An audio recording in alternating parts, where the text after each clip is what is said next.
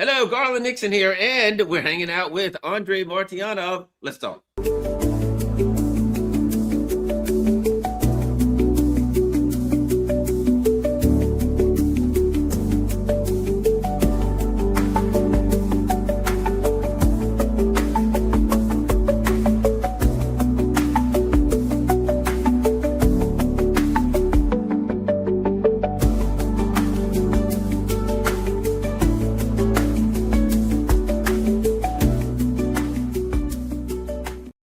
Hello, Garland Nixon, and we are hanging out with one of the big stars on the internet. It's Andrei Martyanov.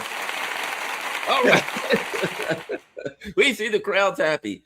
For some reason, Rumble. As long as people do not notice my, because obviously I had the eye exam just a couple of hours ago, I may look crazy.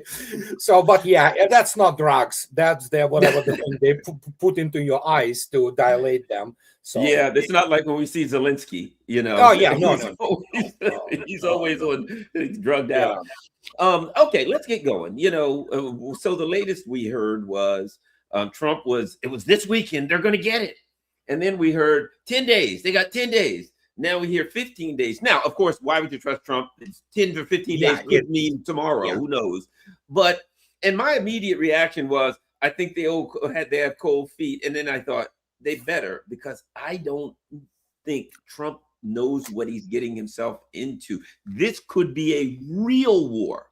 They're like, we strike him. Strike is like, we're going to hit him one time and walk away. Well, what if you hit the enemy and the enemy doesn't want to walk away? And the enemy says, you know what, I think we can fight for 6 months. So this business, I don't think they understand. If they attack, what if Iran says, okay, we got plans, we're going to hit some bases here. Oh, we'll hit some bases in Africa, we'll do this. And you are in a real war, as opposed to you just fly, you throw a couple long range things and you leave. Yeah, you're right.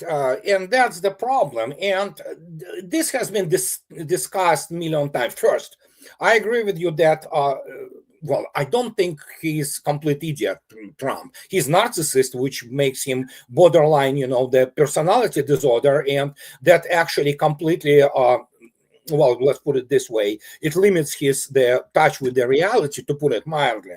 So, but what I heard and what I read, evidently Pentagon actually people came to him and said that there is no guarantee of success.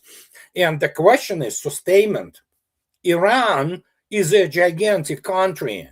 It's 90 million population.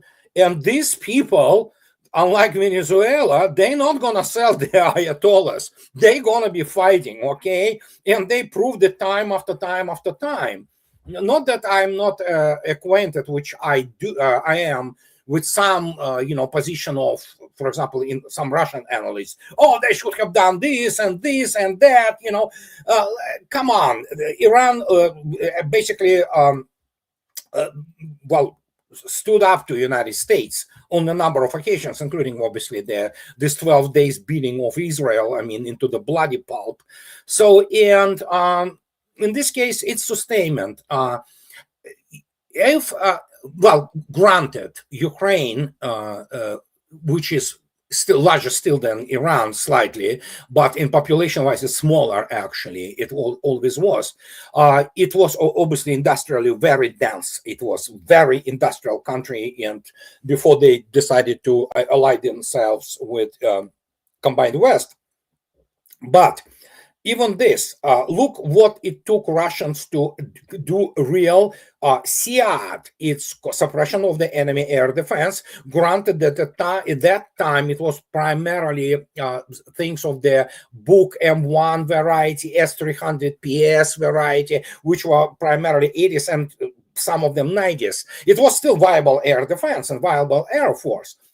It took Russia to really suppress it, the original air defense, about a year, and then of course the rest of it started to arrive from the combined West, including those Patriots, SMPTs, all those, all kinds of things, NASAMS and what have you. So Russians had to do it over and over again until they demilitarized basically European NATO and United States, which doesn't have anything to give anymore.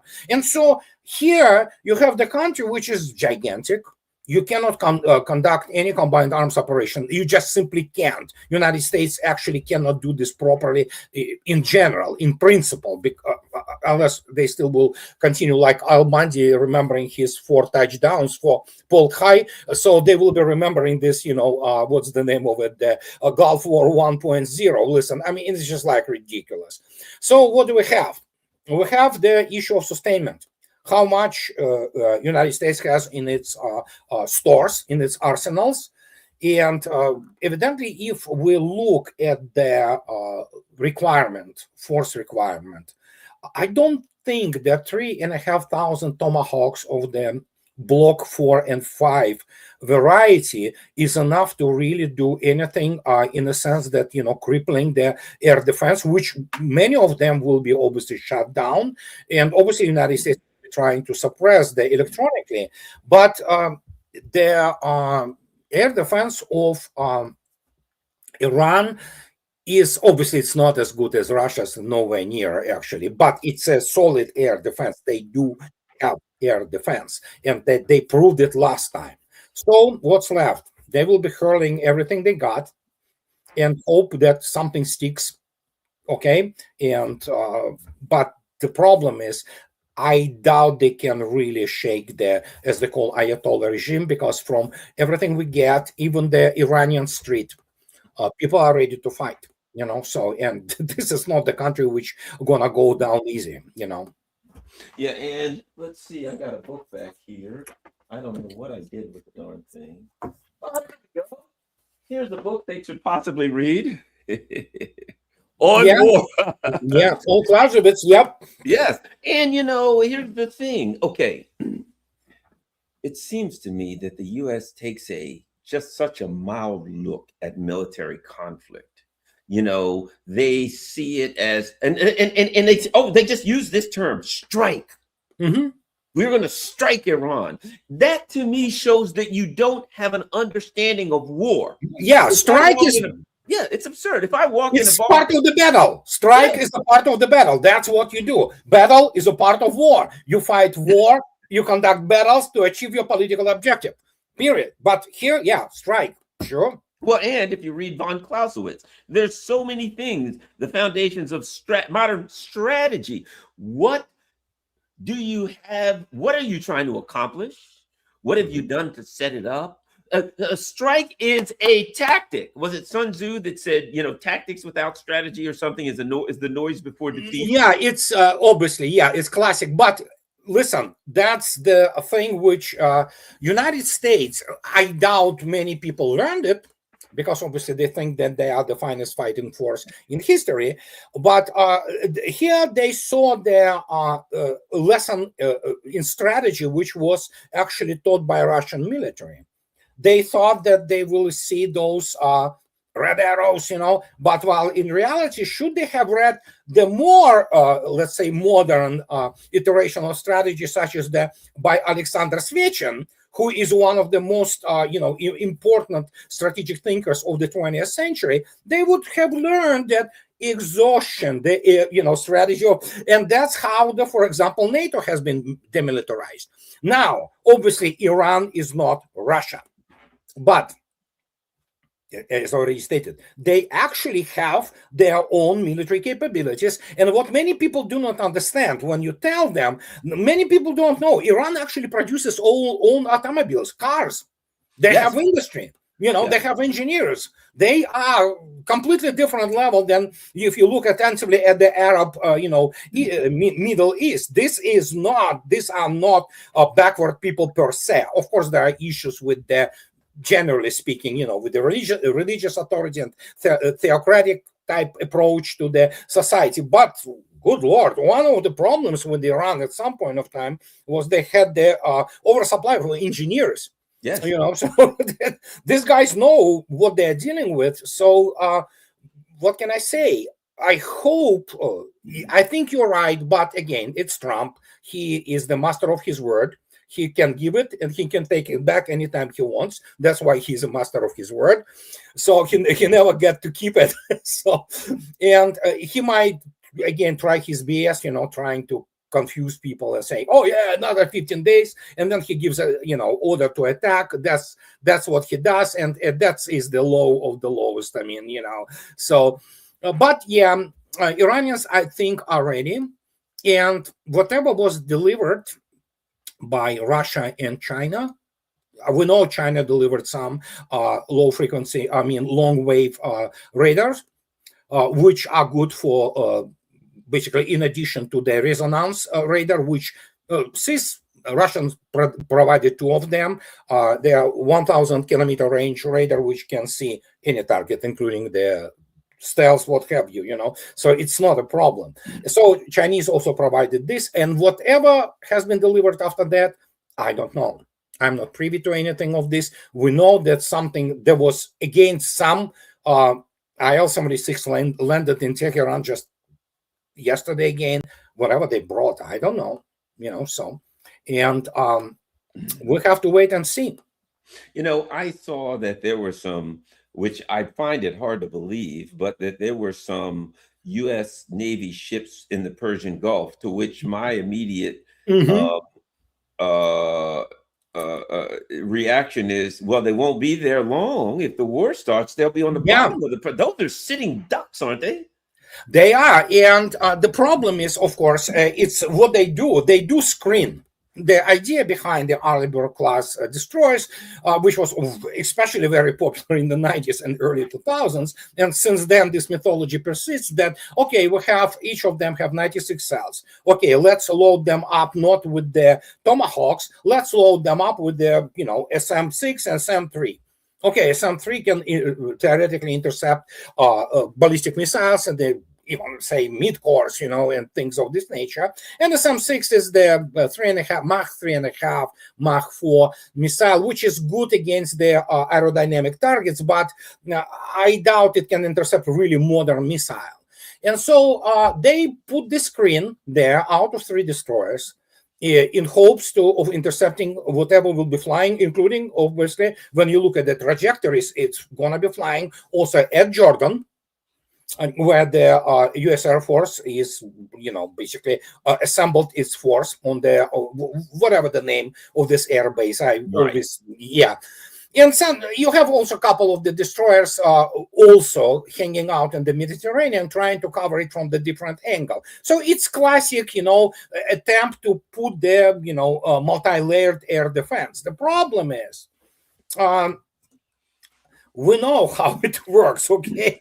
Or rather, how it doesn't work. So the whole idea is behind this is that Aegis are equipped, and Spy 1, 2, 3, 4, 5, 6, latest iteration of Spy 6 radar and cooperative engagement capability, they will be able to at least mitigate it.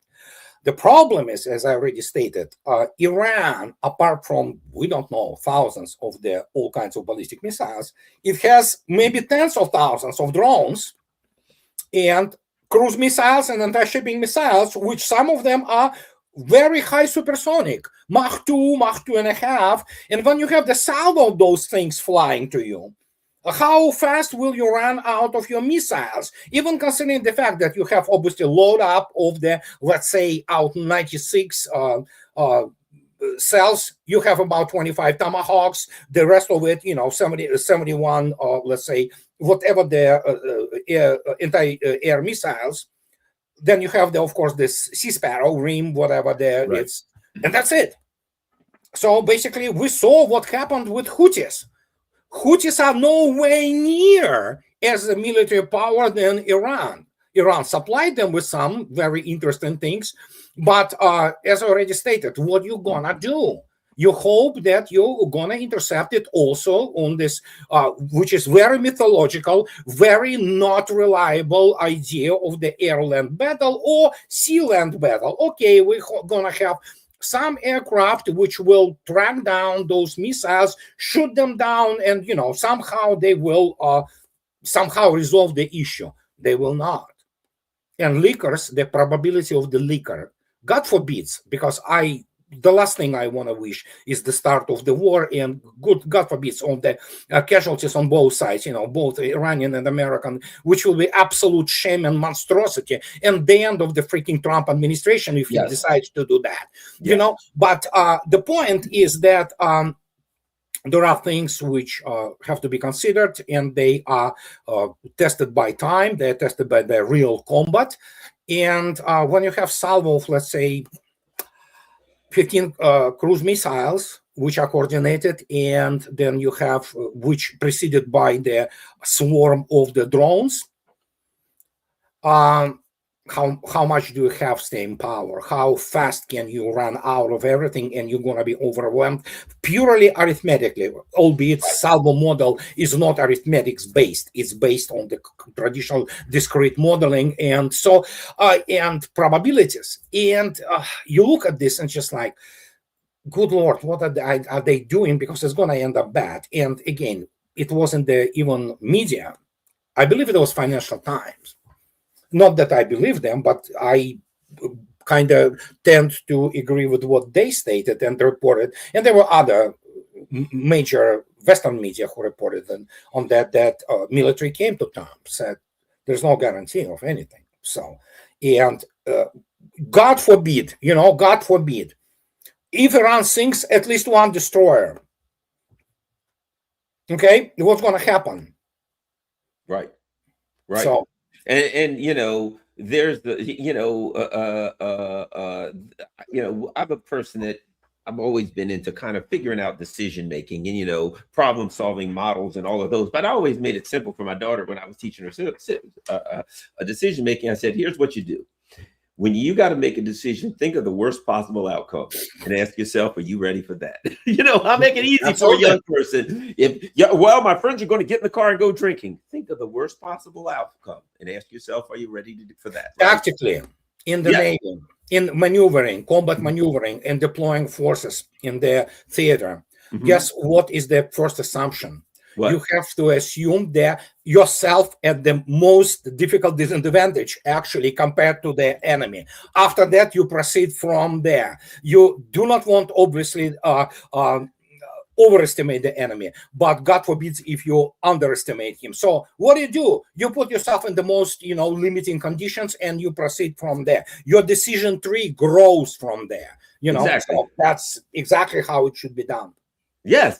And so it's the same with like self-defense. Every person who you come in contact with, you assume that person could beat you to a pulp and you wouldn't have a chance. And that way you won't fight anybody. Anybody that says, you want to fight? No, I don't want to fight. Because your assumption is always that person has a knife, a gun, and a bazooka, and that they're a 10th degree black belt and they kill you instantly. That means you're only going to fight if you have to, because you always assume that you'll lose. That you'll lose.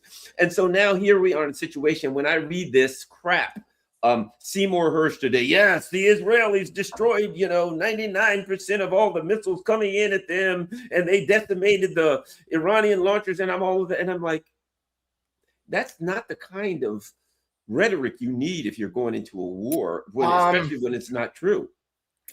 Problem with Seymour Hersh.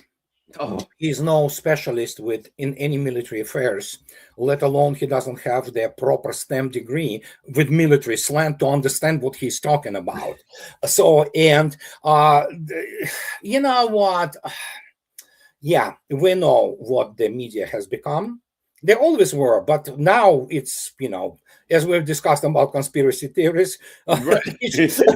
Now they became, so they do the interference. They do not have the objectivity. They do not have the human integrity. They only work for the powers that be. And Cy Hersh is from the same, basically, same magazine, if you wish, of the, of the bullets, so to speak, which powers that we have. And so, and especially when he is becoming old, and suddenly he absolutely just smears whatever his legacy was. But it's like you have other people who coming around here. I'm not going to be naming them, all those professors and, pretending that they know something. They know absolutely nothing. Zero. They know absolutely nothing about modern warfare as it is basically emerges since 2022.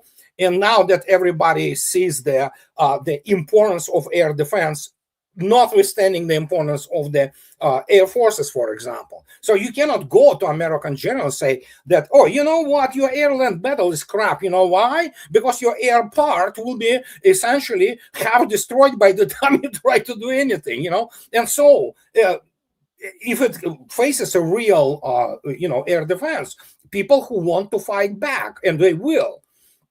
So we'll see. The only, American strategy is always the same. And in terms of operations, it's basically hurl everything you have at the enemy for 20, 25 days. At the end of this 20, 25 days, or whatever the military push, so to speak, purely military push is, produced. Okay, let's go. Let's CIA go in, activate its fifth column, the sleeper cells, and let's overthrow the government. And there you go. Then the mobile infantry moves in and mops up. So that's the whole idea. They never learned anything from what they saw in basically Iraq.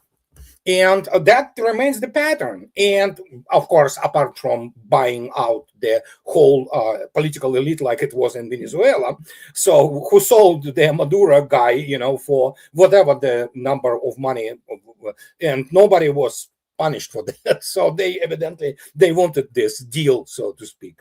So, and again, Iran is different. Iran is not just a country. And I spoke about this with Nima today. Iran is more than the country. It's a civilization. That's what many people still do not get it. This is civilization. There are obviously issues. There are problems, as always. But these people, they do not just stand on the, tradition of Islam, Shiite Islam. They treasure their Persian, ancestry. The Zoroastrian past. People don't understand. This is those Persians, this Persian empire. And guess what? Unlike those idiots from Taliban who destroyed Buddha's statues, Iran preserves it. It actually treasures it. And fact is, if you take a look at the political and academic life in Iran, there are many Zoroastrians. Those flame worshipping people from Persia. We know one of them, very famous, one of my favorites, despite, of course, being screwed on, Farrukh Balsara, also known, of course, as Freddie Mercury. He was, that Zoroastrian family, although he was born in Madagascar, but Zoroastrians are still respected there are Jews who are respected there. There are synagogues operating there. Iran has problems with Zionism. It doesn't have problems with Judaism per se, So, and that's the point. That's what has to be brought. But again, United States is slap beach of Israel.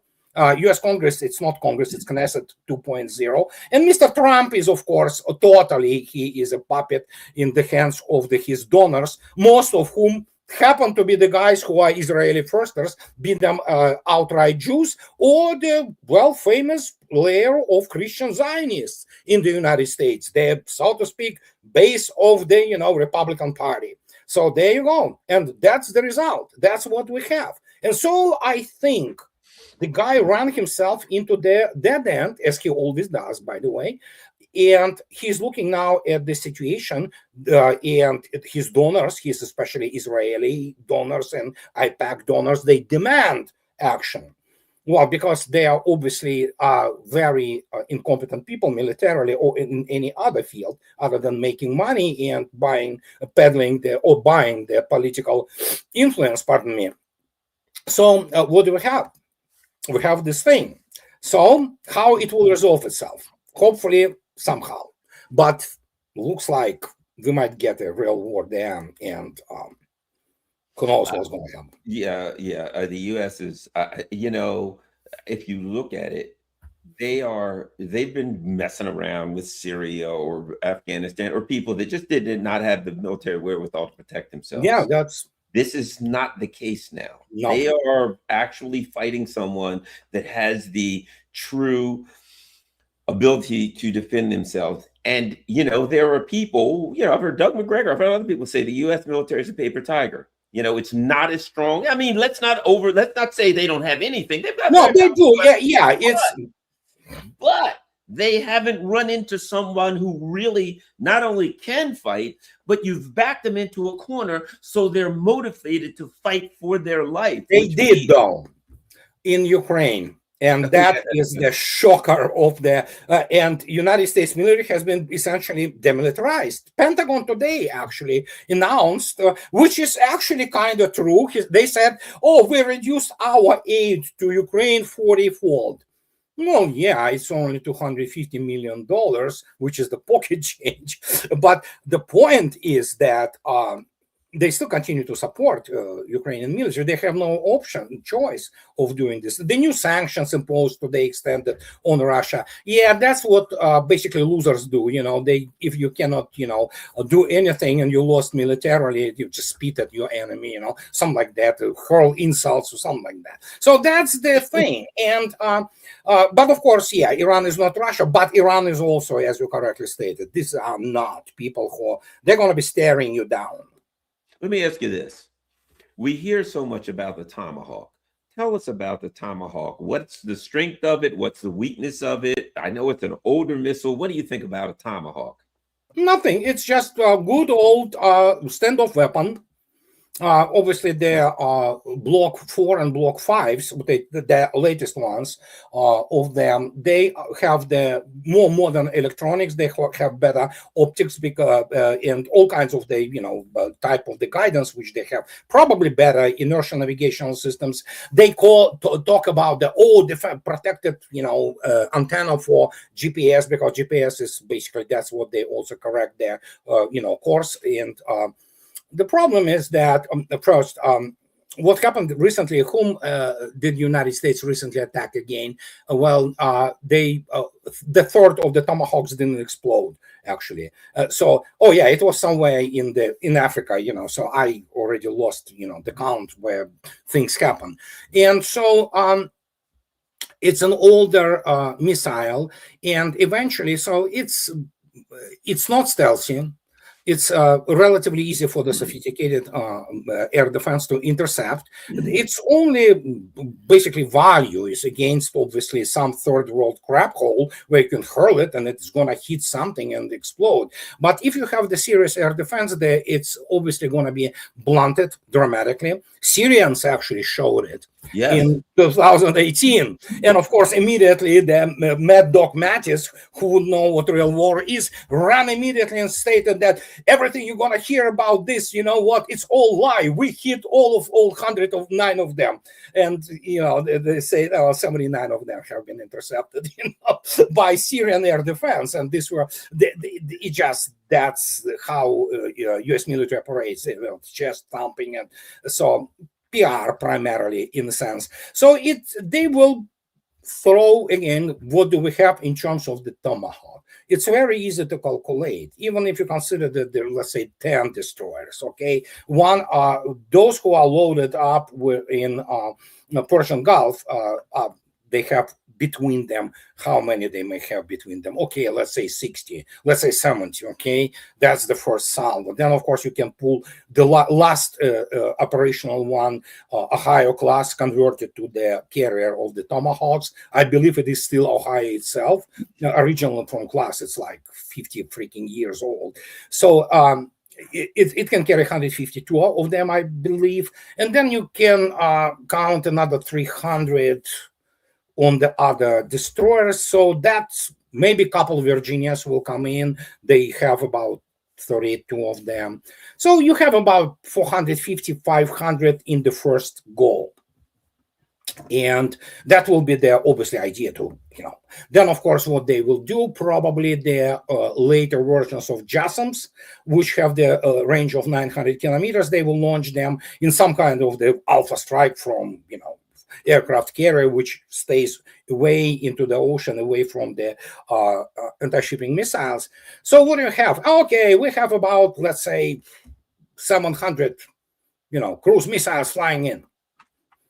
Okay, So a lot depends on the trajectories. A lot depends on the early warning. And here we have Russia will provide early warning, and actually it is unmistakable about this. And obviously, Iran has a real serious radar capability provided by Russia and China and its own, design, so to speak.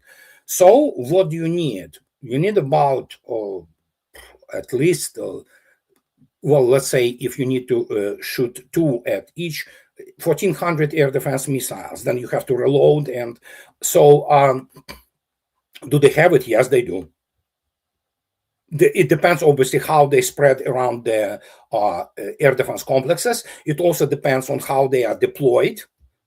And because most of those missiles will be actually flying at those positions of the air defense complexes to take them out. So there you go. And I am pretty sure very many of those will be shot down, and actually the air defense will not be suppressed completely. And what about all the talk about the number of planes? There's so many stealth planes, there's hundreds of planes and all of that, but you've got to get into Iranian airspace to drop bombs. Those planes can fire missiles, but again, they only got but so many missiles, but they've got to they can fly in and drop bombs.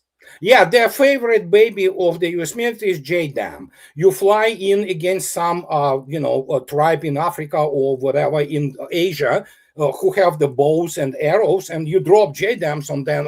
Oh, look at this! Look how cool we are. Dropping JDAMs.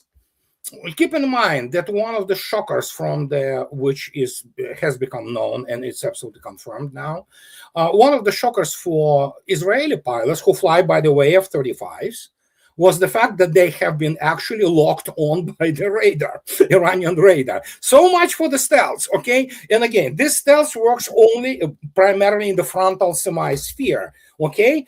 Once you begin to change your what is called raccource, you suddenly become, and especially if you open your bay doors and things of this nature, when you have modern air defense systems, you're pretty much dead, so you're going to be locked on, and firing solution will be developed, and then after that, and so it's kind of, a lot depends also on the tactical prowess of the Iranians in terms of how to position. I'm pretty sure Russians are helping them. But how you position your air defense systems. But I want to remind you, and I constantly reminded about it. Of course, Iran is a quirky country, no doubt about it. Vladimir Putin, about half a year ago, and I quote Vladimir Putin, every major Russian news agency, you can easily find it at Kremlin.ru, when he stated, we offered Iran cooperation with the air defense. Iran declined. Okay, there you go. So, but obviously things changed, I guess, since then, somewhat. Okay.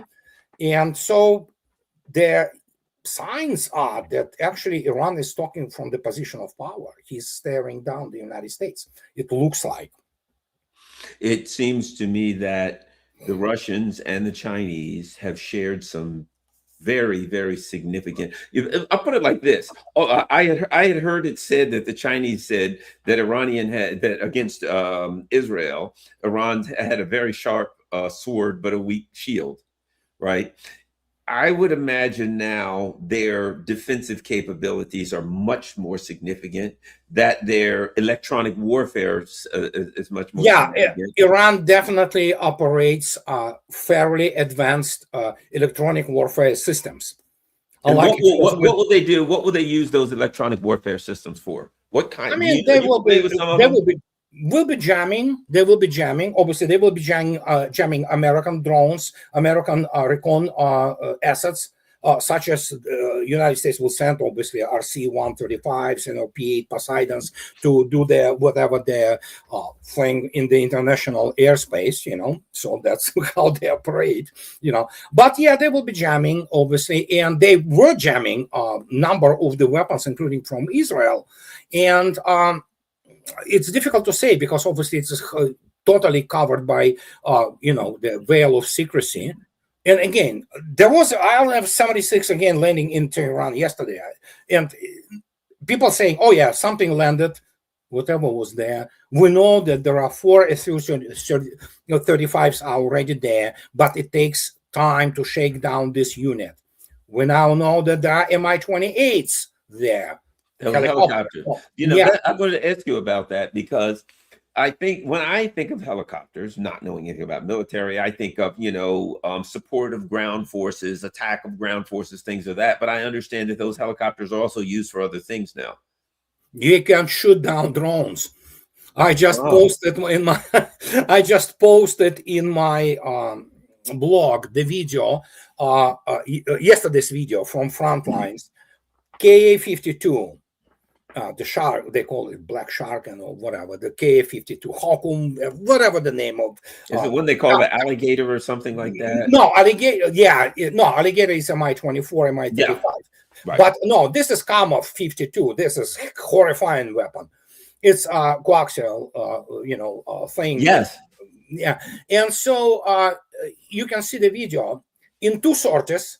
First sortie, they shoot down 14 Ukrainian drones. The second one, after they come back, reload, go up, another 11 UAVs are shot down. So there you go. That's what is called Army aviation.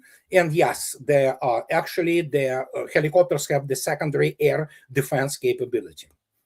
So yeah, it all depends. It's a game. We cannot really see what is going on right now. Yeah, that's the one.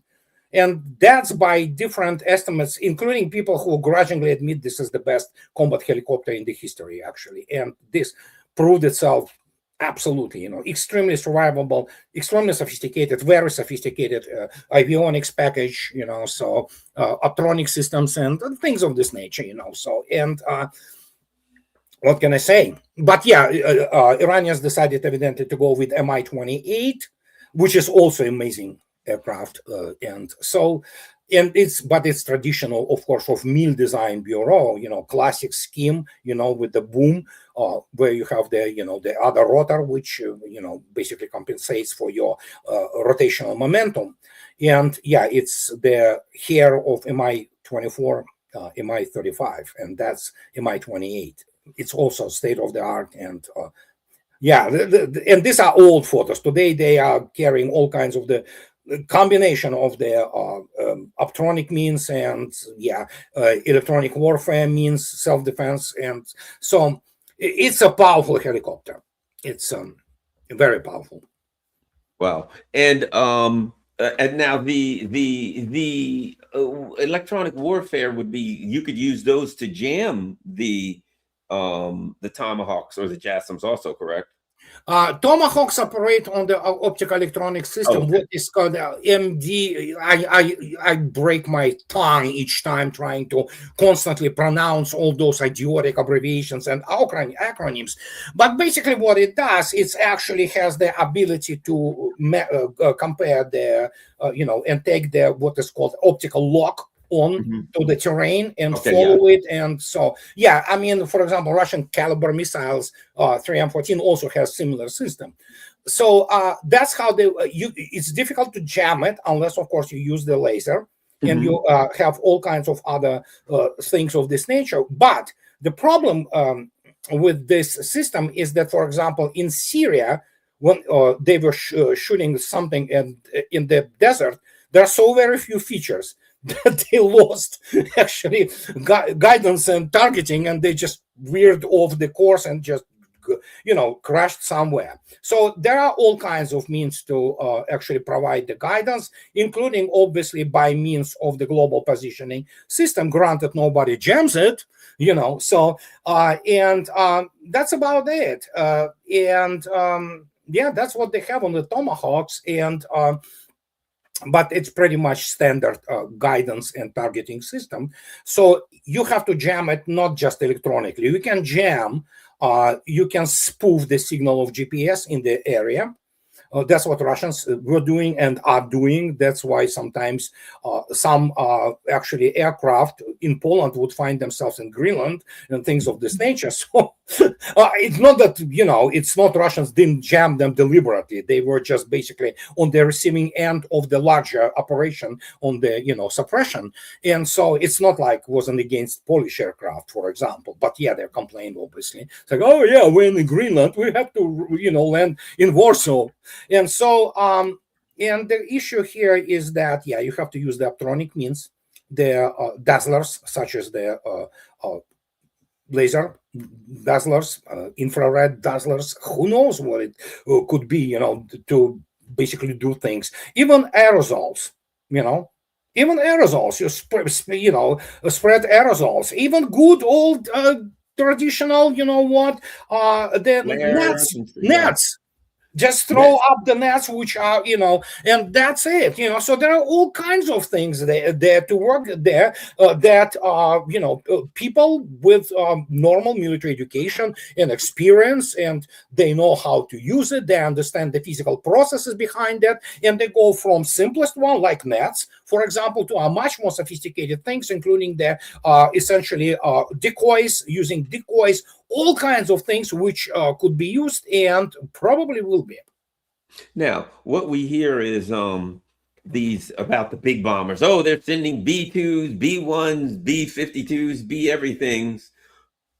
In today's battlefield scenario with electronic jamming, with advanced air defense, could you even use something like that over? I mean, you would have to completely suppress the air defense, like this big, slow, gigantic target. That's like an aircraft carrier in the sky almost. Well, I mean, B2s are primarily mythological, and yeah, last time remember, Trump said that he pulverized Iranian nuclear program, and now he wants to defeat it again. So evidently he didn't. Last time it was obviously the deal between him and Iranians. Right. Let our B-2 fly in, drop this stupid 10-ton bomb, and declare victory. That's what the United States usually does in this respect. So B-2 is visible in radio diapason, again, as with any equipment. It cannot fly, for example, in the rain. Actually, its coating is so expensive. So yeah, they are known as hangar queens. So in real war, not when Israel crawls to Putin and crawls to Trump to stop this beating for 12 days, and Trump says, okay, let me throw, bomb at you. And Iranians say, okay, let him in, let him drop bomb, let's stop this as well. This time it's not going to be like this. And so the loss of any stealth aircraft for United States, it's a catastrophic reputational risk. Plus, the United States is incapable of taking losses. It's just simply incapable of. U.S. military is not designed to take losses. They don't understand what real losses are. And I'm not talking about Iraq again, We're talking about losses which are serious losses. So, that is obviously the political issue immediately. And this is not the first time. Listen, Elmo Zumwalt, chief of naval operations, brilliant man and bona fide war hero. So, the chief of naval operation, Admiral Muzumov, who was thinking, he already was contemplating already in 1970 what's going to happen if Soviets sink at that time $1.44 billion. Can you imagine 1970 nuclear aircraft carrier? He knew they will sink it. So what will be the political ramifications? I can tell you what there will be political ramifications. Escalation to the nuclear threshold, because the United States cannot take loss, period. I mean, we saw everything. It's like the whiny baby going around, no, we didn't lose. Well, you lose, you got beaten. Vietnam, eat it, eat humble pie in Afghanistan, so they're always trying to, rewrite things, and they inventing, like they rewrote the history of the World War II. But the point is what's going to happen, as I already stated. God forbids some destroyer goes down with its crew, okay? Or let alone something like B-2 shut down. How many people on an Arleigh Burke class? I believe it's around 300, give Oh, and take. So three something. No, it's obviously not as large, and they are, especially latest flights, they're still state-of-the-art ships. They do not carry real serious weapons, which are fit for the real war in the 21st century. But in terms of ships design and electronics, they have the wonderful capability, which is called CEC, cooperative engagement capability. They can guide their missiles from the other ship, and things like that. They are net centric. They share their, basically data simultaneously in the group of the ships. They are good ships, great electronics. Okay, make no mistake. And generally, American sailors, although the quality evidently was falling as of lately, but still, it's one. Yeah, it's still. Could they survive a hit from, say, a P-800? No, it's going to be a hit? catastrophe. Yeah, single. It's going to take. And the question is not even that if they can survive. Even if to imagine that they can survive, they will actually lose the power in the critical things. That means the collapse of their basically high voltage which is critical for all those phased arrays, for the Spy 1, not 1 today, the Spy 6, radar. What are we going to do? And you suddenly become blind. I can give you an example. In 1991, during the Gulf War, USS Princeton, it's the Ticonderoga class cruiser, missile cruiser with Aegis. And guess what? Ticonderoga class cruisers are even larger than, for example, Arleigh Burke class. And they had 120 cells. Guess what? It ran into the mine near Iraq. And it was not a catastrophic thing, but guess what? Princeton lost power for almost 20 minutes. That means what? The carrier battle group lost one of the critical sectors of the air defense in observation, and they couldn't get out of this minefield. Guess what? They needed the Canadian minesweeper to get them out of there, literally told them. So that's just, it's 1991, okay? And yeah, I good Lord, I don't want to even contemplate this, but yeah, single Onyx can kill the ship of the size of Arleigh Burke, and it's going to be devastation, So, and once you lose one of the critical segments of what you think is your good air defense, what are you going to do? You immediately begin to, fold like it's not like you can substitute it with something. So, and yeah, the system kind of collapses. But again, if I were running Iran's military, and those three ships were sitting in the Persian Gulf, as soon as I detected anything incoming to determine that that flies in. There would be salvos, a separate salvo for each one. I would say the first thing we've got to do is get them out of the way. That's probably, that operationally and strategically that would be the case, and that probably will be. But again, the whole thing here is obviously United States ISR, intelligence, surveillance, reconnaissance, because they can see it in 24/7 in real time. So it's not easy, but we do not know. We know there are some ranges of the Iranian cruise missiles, anti-shipping missiles, which are very significant, and they are supersonic. So how it's going to play out, what it's going to be, it's very difficult to say. So, and again, as I already stated, hopefully we're not going to get to this nasty business of this, basically analyzing some kind of the clash there, and we don't want it to go into the much harder situation than it needs to be. But yes, I already stated, yes, something was happening there, including from China. And don't forget, in Venezuela, it was China which was humiliated. China had a huge assets and huge investment in Venezuela. And this is all also the part of the dual track, one of them being obviously slaves to Israel, and another being trying to essentially defeat somehow China. What is it? Venezuela is the first. What is Venezuela? Oil-hungry China. Now, what is Iran? If you look attentively at those lines, shipping lanes of communications, what are you going to get? Almost 30% of Iranian, of the Chinese energy flows through the Persian Gulf so there you go. What does China have as the option? It's either finally has to stand up and say, okay, I'm not anymore hiding behind everybody's back. Here we are. Or it will be basically relegated, which essentially already happened to a degree, to their secondary power with a huge economy. That's what is going to happen, because superpower, it's not just the size of economy, however important, it's your desire and will to fight. And so for China, it is the moment of truth now. So we'll see. Chinese definitely send some ships right now, and there were maneuvers. Russian corvettes also there. One of them, Stoiky, actually visited Bandarabas port yesterday. So we'll see. Again, you probably nailed it.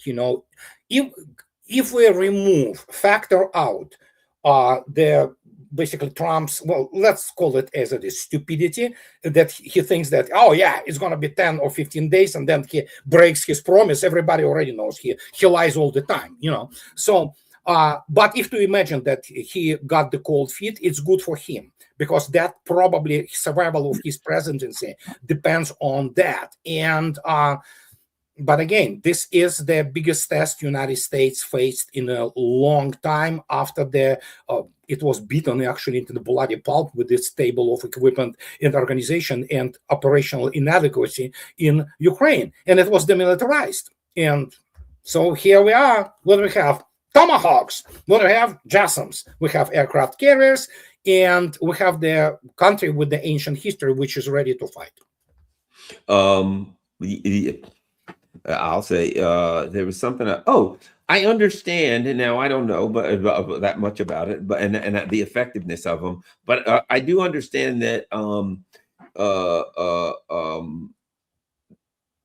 Iran does have some subs, some old Russian subs, maybe. Do you know anything about that? Yeah, it has 2 or 3. Actually, one of my classmates was one who was transferring them in 1990. It's the old Kilo class Project 877. They're still very good subs. They have been called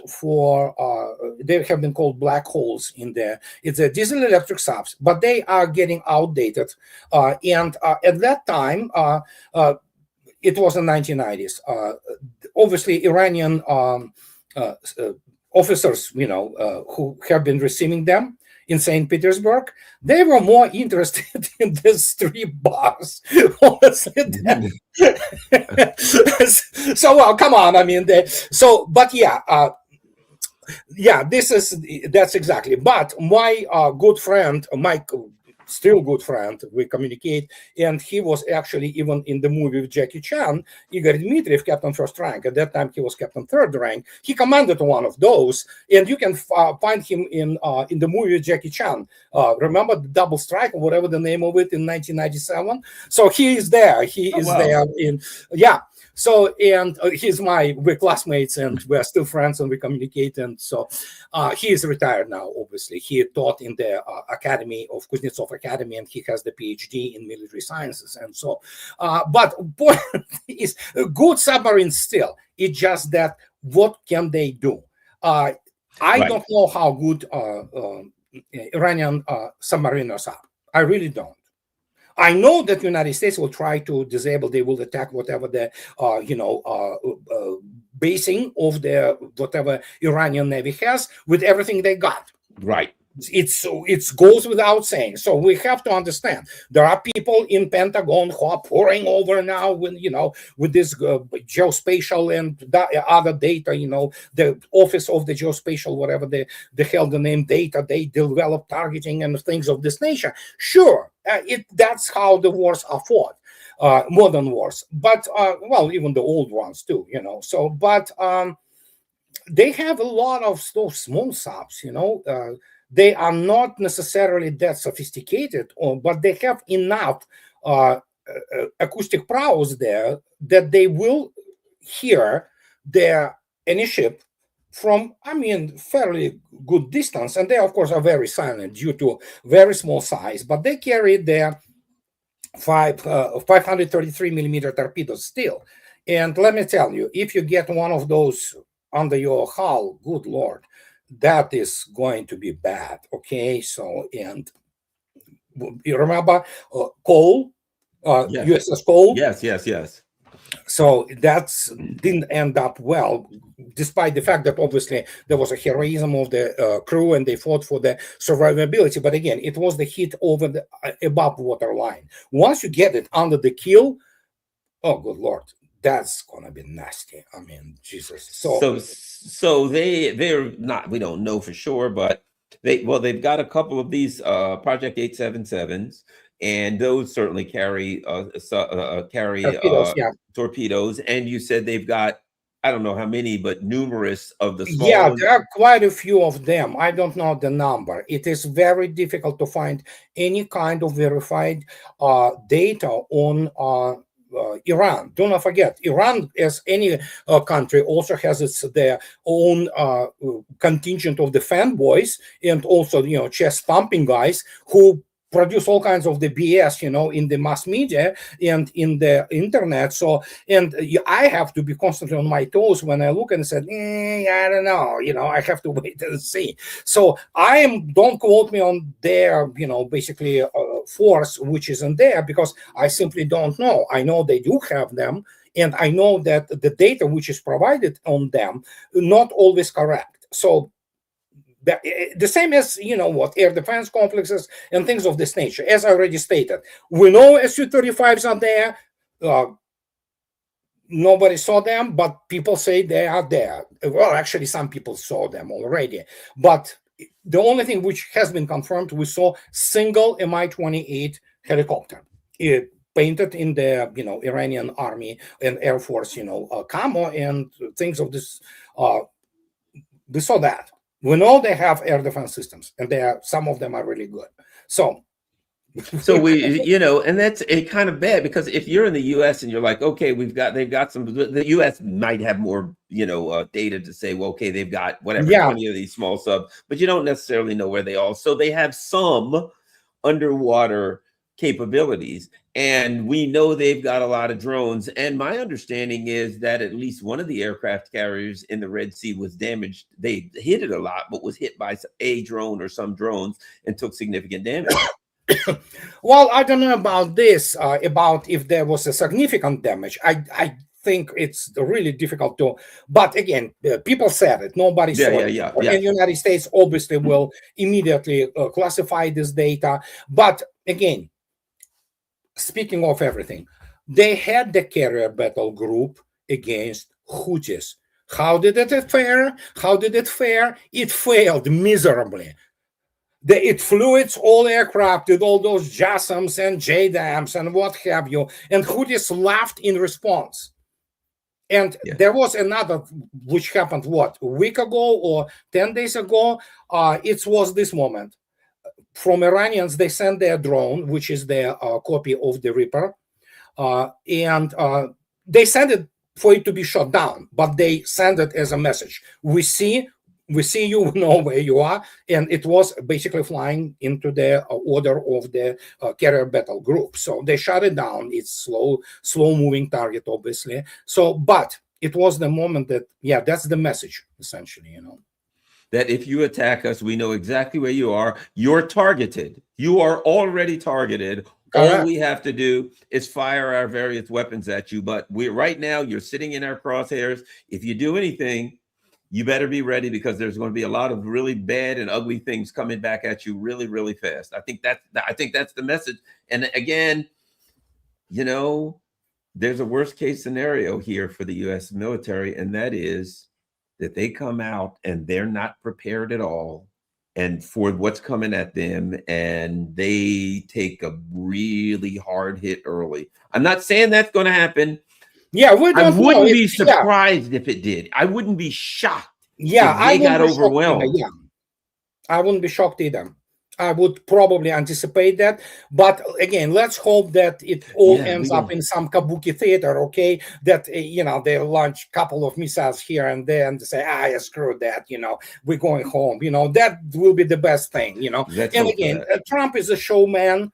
That's the only thing he knows how to do it, self-promotion and BSing people, So let it be like, he'll, just look how tough we are, we are greatest military, we defeated, aliens from the planet Zoltar, and things like that. So, and yeah, let it be this way. United States is absolutely not militarily what it tried to project itself, never was really, and, like recently deceased Robert Duvall in his famous Apocalypse Now. Again, I love the smell of napalm in the morning. It's such a classic role, it's like around the world when Hollywood was making great movies, okay? Right. Not the garbage they produce today, so, and it's with Duval and his characters also, it's kind of the America we used to know. It's also gone away, so it's completely different country today. I do not recognize it. I lived here for more than 30 years. It's like, what the hell happened? And it's my country too. It's really painful to watch this. It is, well, for me to go to Russia, to travel around Russia, to look and see what's happening in Russia, what's going on, what the people are like, what the country is like, what the culture is like, and come back to the US and look at, the Epstein class running everything and a bunch of people running around with 20 different genders. And I don't know what the hell, I don't even know what's going on here myself. It's quite confusing, but this is where we are. And if these idiots, I will end by saying this, if these idiots decide that they want to start throwing things at Iran, I have a bad feeling of how it's going to play out for them. Let's hope it doesn't happen, but there's nothing we can do to control it. Andrei, tell everybody where they can find you online. Always Smoothie X12. It's my channel on YouTube, and my blog is named Reminiscence of the Future. So it's been up for 12 years now. So, and there you go. Reminiscences of the Future, and lots of great stuff. Now, the great thing about his blog is he puts, of course, his you can link to his latest show on YouTube. But look at all these books: America's Final War, Disintegration, The Real Revolution in Military Affairs, Losing Military Supremacy. So you can get all of his great books. Oh, what do you know? Ladas. I saw some Ladas while I was in Russia. In fact,